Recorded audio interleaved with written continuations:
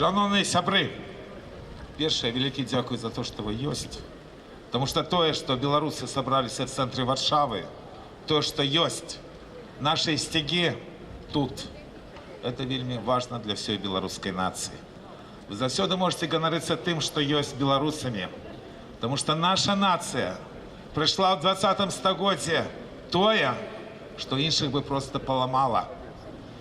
Две войны, жахливые великие войны, которые прошли по всей Беларуси, жахливые нацистские и коммунистичные репрессии и ГБшная банда, якая завсёды змагалась з беларусамі, знішала нас, але ж не знішчыла, сведчаннем гэтага вы. І гэта надзвычай важна. Бо мы адзіная нацыя, якая так пацярпела в Европе, якая нават не мае дзень памяці ахвяр палітычных рэпрэсій, бо заўжды чужыя кіравалі. І цяпер, калі 5 гадоў неспыннага тэрора, вельмі важным з'яўляецца дата 21 траўня, дзень палітвязня, бо самае галоўнае, што ёсць у Беларусі, гэта людзі. І Вітольд Ашурак, якого забила гэтая банда, был вельмі светлай асобай, был сапраўдным беларусам. Першае, што хацеў бы запрасіць вас всіх 23 траўня о 19 гадзіне беларускі дом в Варшаве, Крынічна 6, дзе адбудзецца вечар памяці героя Беларусі Вітольда Ашурка.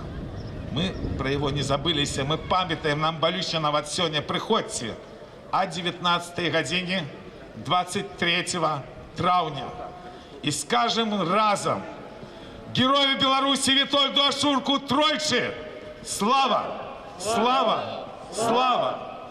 Герою Беларуси Витольду Ашурку тройчы слава, слава, слава! Герою Беларуси Витольду Ашурку тройчы слава, слава, слава! Витольд таксама з'яўляецца зараз сімвалам Беларусі. Я веру, што в небеснай Беларусі долучыўся і да каліновцаў, бо ён заўсёды ушановаў подзвігі нашых папярэднікаў.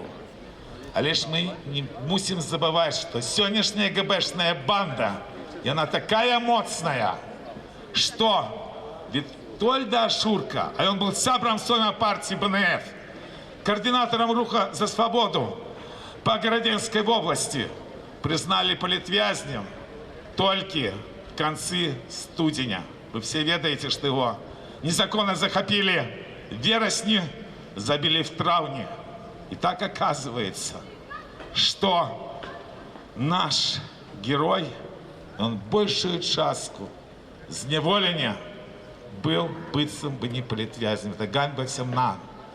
Потому что до этого часу такие террористичные структуры, как КГБ и ГУБАЗик, чомусь разглядаються як некие правоохоўчыя структуры, быццам бы Беларусь не знішаюць штодзень беларусаў. Замежный соем руха солидарности разом еще в липени 2023 года принял все заявы по политвязням. Бо кто такие политвязни?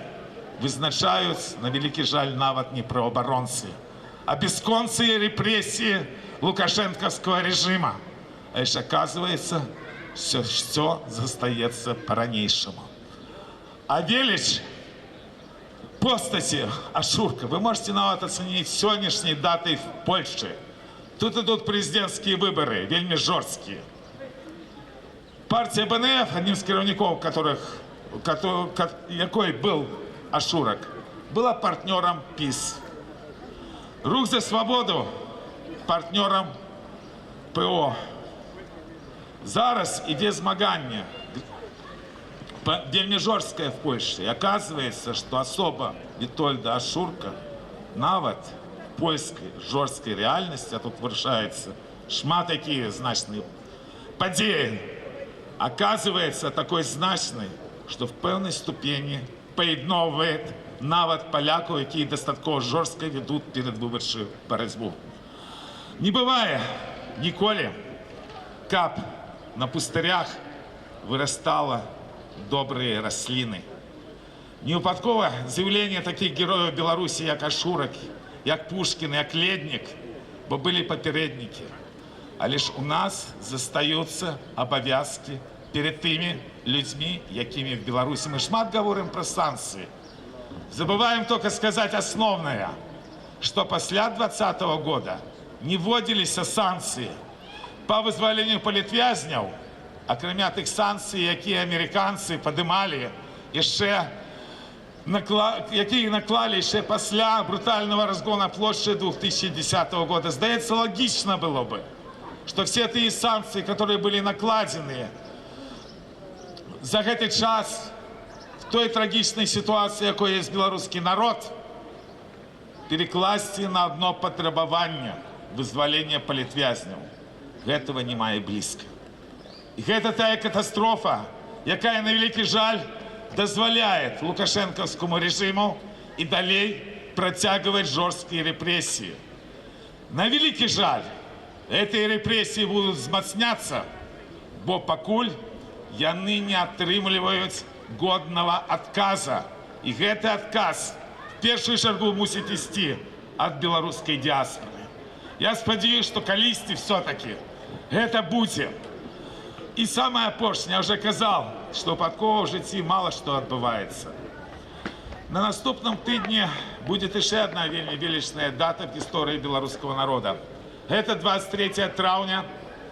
В 24 году в бою с коммунистическими оккупантами героично загинул один из наших лепших атаманов Юрка Монич. Про его можно рассказывать годинами, про его мусят ведать все белорусы. Сёлета в Варшаве будет первая акция памяти Юрки Монича. Это будет 23 травня, в пятницу, Ронда вольной Беларуси. Ронда, якой названа польскими владами в гонор белорусского народа. Всех тих белорусов, які не скорилися. О 17-й годині Ронда вольної Білорусі, тому що вшанування пам'яті Юрки Монича зараз. Це і вшанування пам'яті Олеся Пушкіна, з яким ми разом робили перший криж пам'яті Монича. І Ігоря Ледника, і наогул всіх наших белорусских політв'язнів. На великий жаль, нема силаў их перелечить. В такой катастрофичной ситуации живе белорусская нация. Давно эксперты казали, что больше 10 тысяч белорусских політв'язнів. Зараз навіть ніхто не дає питання, колькі їх сьогодні за кратами. Хуже за все 3-4 тисячі, бо шмат уже кого прокрутили про ці репресії. Але белорусская нация, яна не толькі выжыве, яна переможе. Бо яна, акрамя вот гэтых страшных репрессий, акрамя гэтых шматмиллионных ахвяраў, мае небесных заступников. И Костуся Калиновского, и Витольда Ашурка, и Олеся Пушкина, и Юрку Монича. Тому белорусы непереможными. Коли только яны не будут бегать по чужих схемах. Беларусь жила, Беларусь живе, и Беларусь будет жить. Живе Беларусь! Живе! Живе Беларусь! Живе! Живе Беларусь! Живе! Слава нации!